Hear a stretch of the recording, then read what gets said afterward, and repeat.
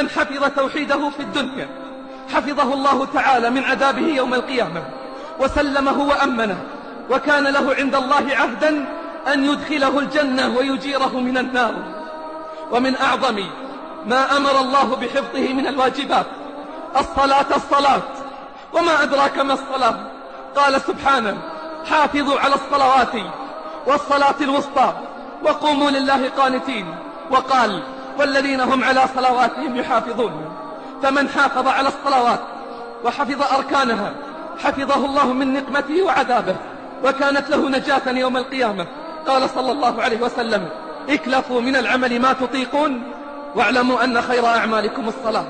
قال ابن القيم رحمه الله: والصلاة مجلبة للرزق، حافظة للصحة، دافعة للأذى، مطردة للأدواء، مقوية للقلب، مبيضة للوجه، مفرحة للنفس، مذهبة للكسل، منشطة للجوارح، ممدة للقوة، شارحة للصدر، مغذية للروح، منورة للقلب، حافظة للنعمة، دافعة للنقمة، جالبة للبركة، مبعدة من الشيطان، مقربة من الرحمن.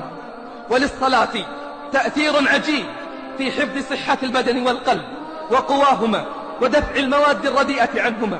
وما ابتلي رجلان بعاهة أو داء أو محنة أو بلية إلا كان حفظ المصلي منهما أقل وعاقبته أسلم. وللصلاة تأثير عجيب في دفع شرور الدنيا، لا سيما إذا أعطيت حقها من التكميل ظاهرا وباطنا.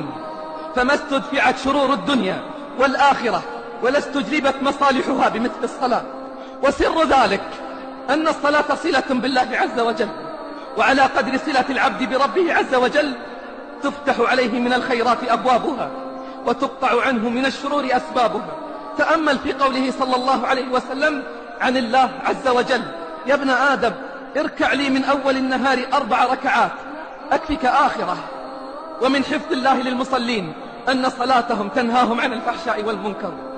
أما من ضيعها فقد توعده الله بالهلاك والشر العظيم. قال سبحانه: فخلف من بعدهم خلف أضاعوا الصلاة واتبعوا الشهوات فسوف يلقون غيا.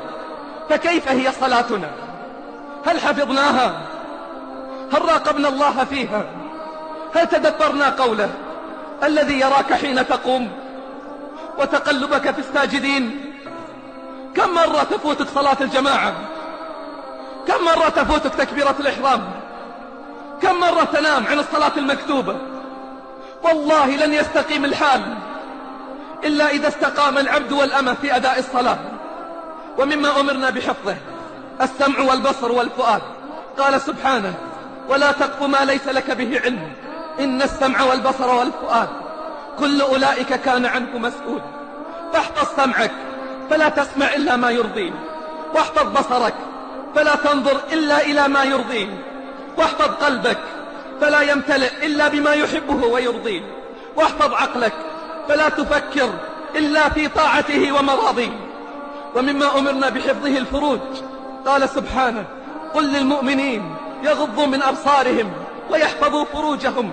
وقال سبحانه: وقل للمؤمنات يغضضن من أبصارهن ويحفظن فروجهن. ومدح الله المؤمنين والمؤمنات بذلك فقال: والذين هم لفروجهم حافظون.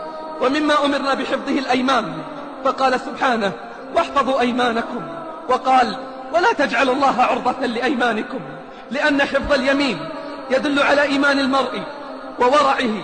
قال سبحانه: وأوفوا بعهدي أوفي بعهدكم. وقال: فاذكروني أذكركم.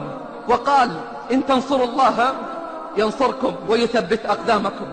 ومن أسمائه سبحانه السميع.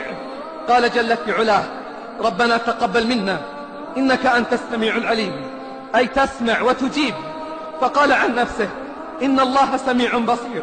وقال عن نفسه: إنه سميع قريب.